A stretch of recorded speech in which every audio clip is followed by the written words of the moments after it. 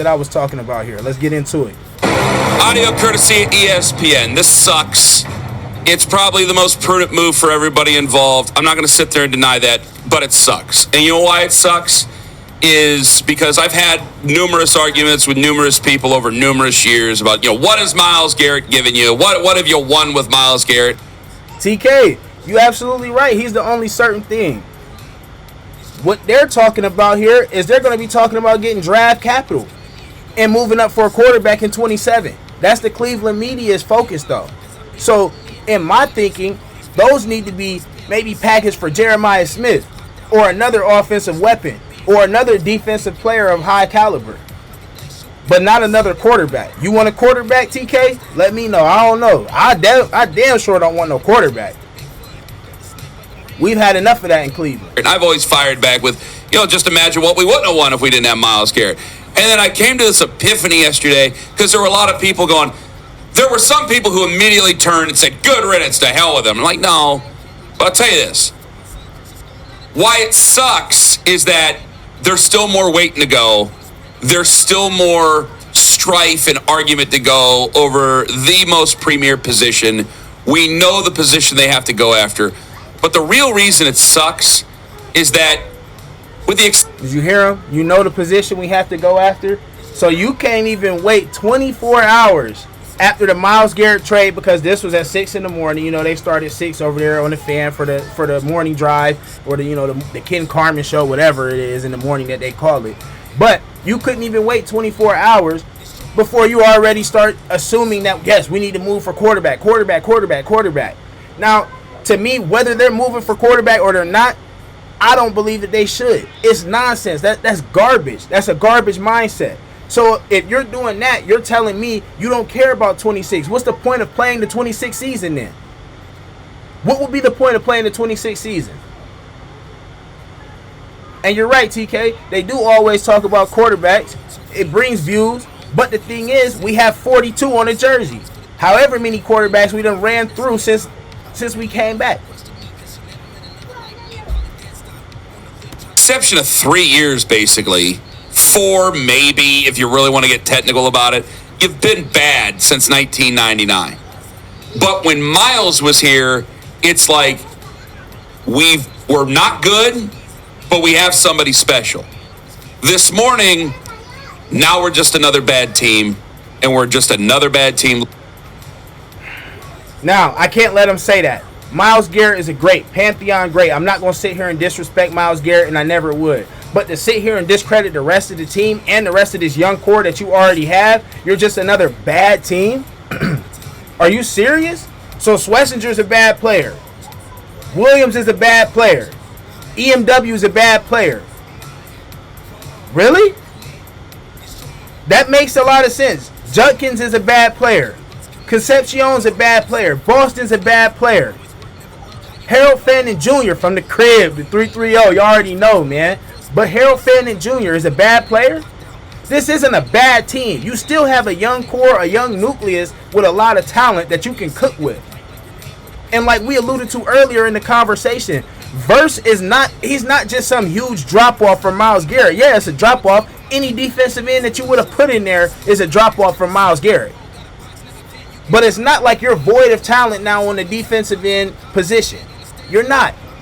You still have the availability to cook. You see how these guys are trying to sow the seeds of dissension for a 5-win season, a 4-win season, a 6-win season? No. What is that nonsense? Looking for a quarterback. Today, I'm partnering with Capital One Looking for a quarterback. That's all these guys can say is quarterback. When can we move forward? Like there was the Cardinals, the Jets, the Dolphins, just speaking about this year. Like the Raiders had Max Crosby, but he ain't that guy. And we had that guy. That guy was special. That guy won a bunch of... You hear the way they talk? Now, this is crazy because this is hypocritical. And you see how Lima... Check out my guy. Y'all check out my guy, man. You see money right here? You see money right here? This guy has been a huge advocate in trading Myles Garret. A huge advocate. There's multiple people there's multiple people on not only 92.3 The Fan, but in general in the Cleveland media that advocated for this trade. Trade him for a haul. Trade him for a haul. I got prior videos talking about it. Trade him for a haul. Trade him for a haul. Well, this is your haul. And now look at you, crying. Never happy. You can't satisfy this guy. Even if you get a quarterback, the quarterback is then going to be under scrutiny. They're going to love him before you draft him, and then when you draft him, they're going to hate him. You can't get right with these guys. There's no winning. These guys are a catch-22 for media because they love the negativity. They love the dissension. They never want to build up the franchise. They want to tear down the franchise because it gets them clicks. And this is what they've been used to doing since '99. This is how they've had to eat with bad football. But you see how being bad for so long has gotten stuck and embedded into the fibers of who these guys are? It's sickening. Actually, it's sickening. Of awards, and it's like, man, if we could just get the right play from the most important position. He's the second most, but arguably the second most. The second most important position, arguably. If we could just get that one piece, damn it, we'd have it. And now it seems just we woke up this morning and we are still further away than where we were yesterday. And to go further away after going through 10 years of playing around and kind of sort of flirting with being competitive, it sucks. The prudent move, yeah. Probably the common sense move, yeah.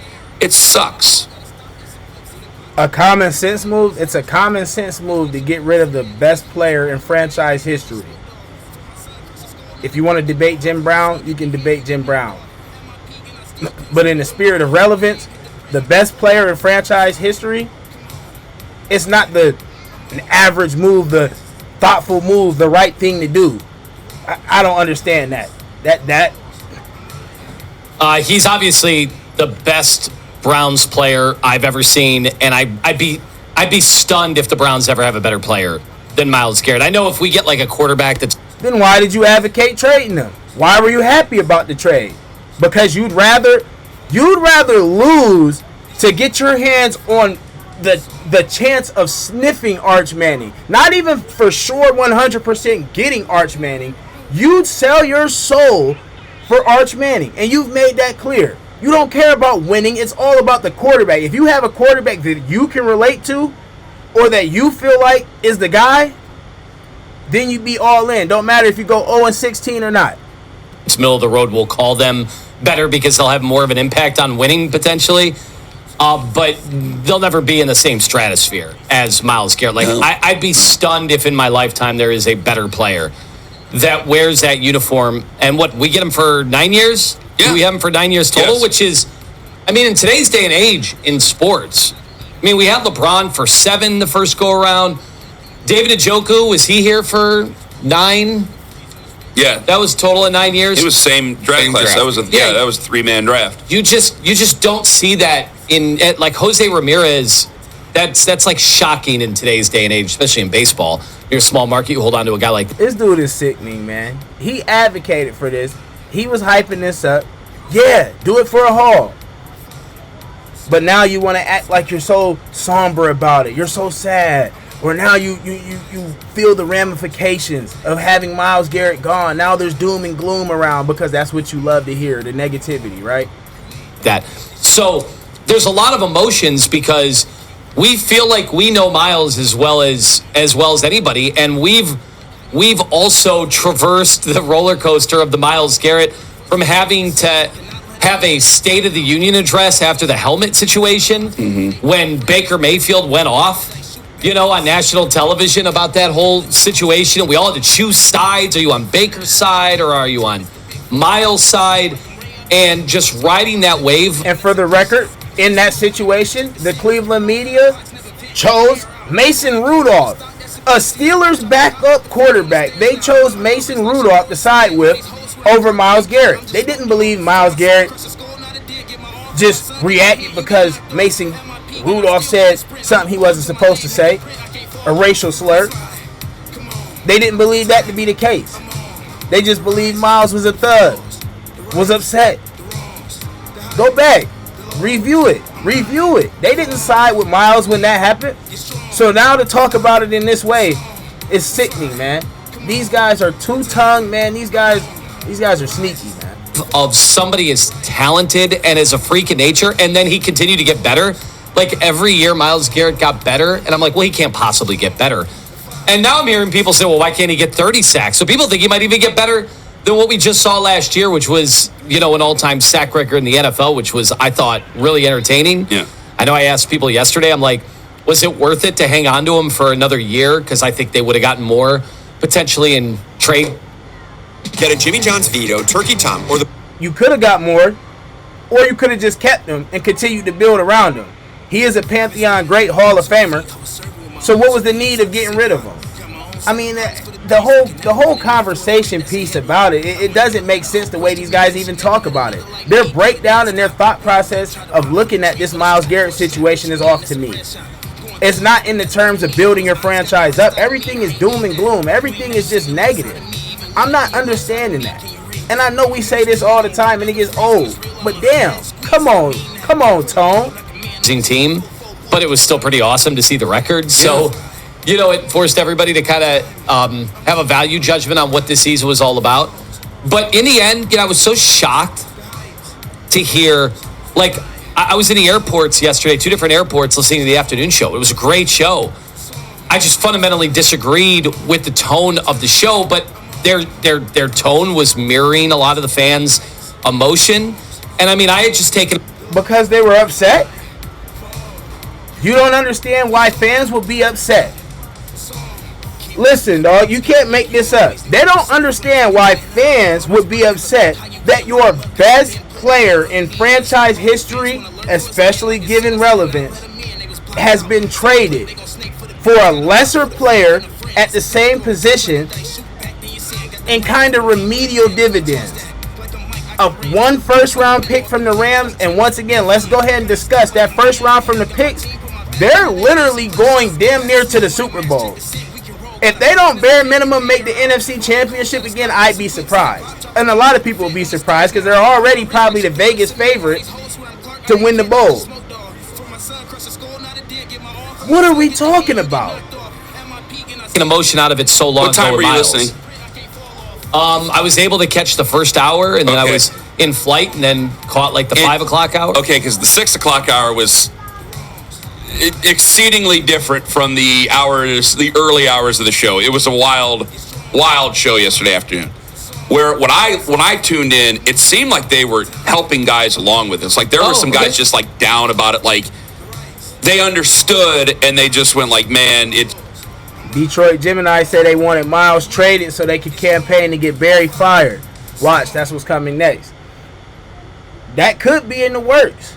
I mean, it could be. But this is the thing with this. This is either going to be an absolute home run or an absolute swing and a miss. I really don't see an in-between.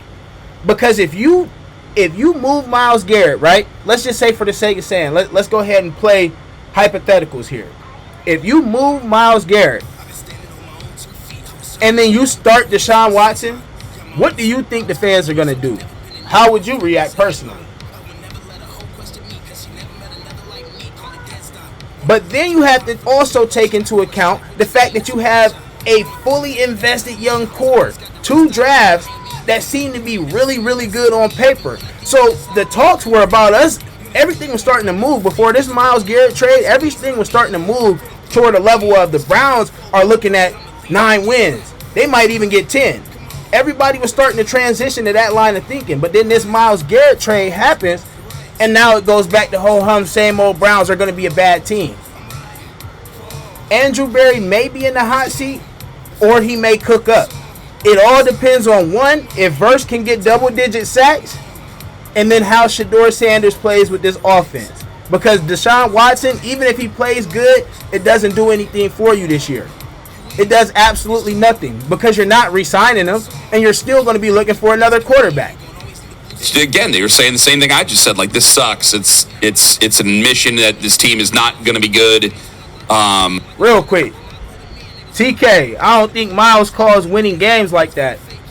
How many times did he have over 4 sacks in the game?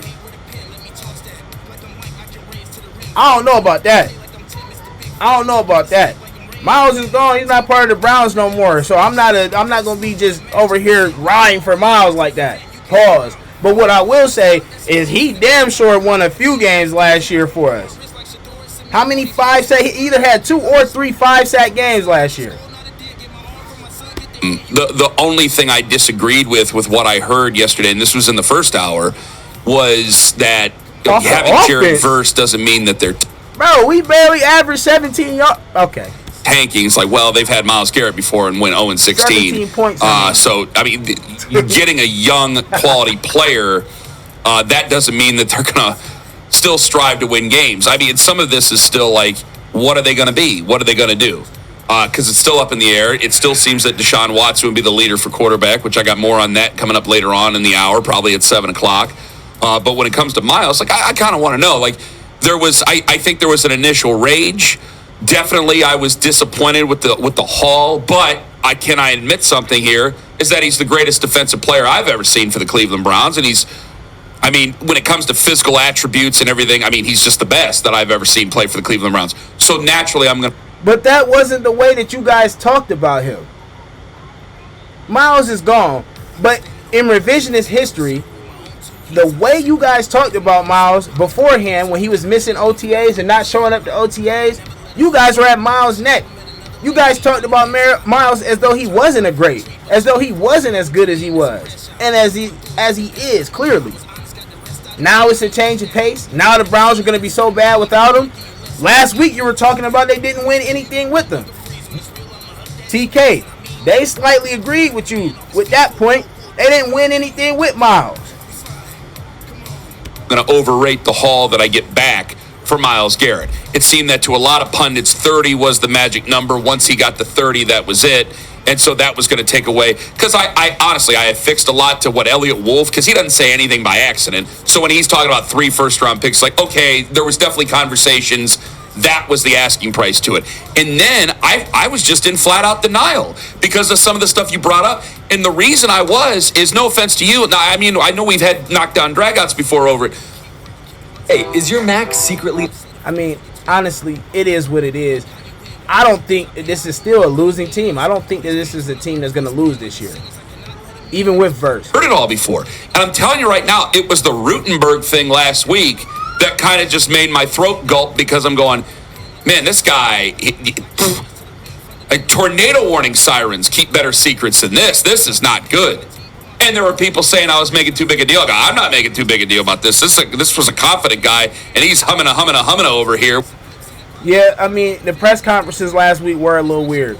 I won't lie about that. They were a little weird, and I mean, if you were honest, you could have looked at it and saw it. But I personally was of the mind, I was like Earl to Pearl.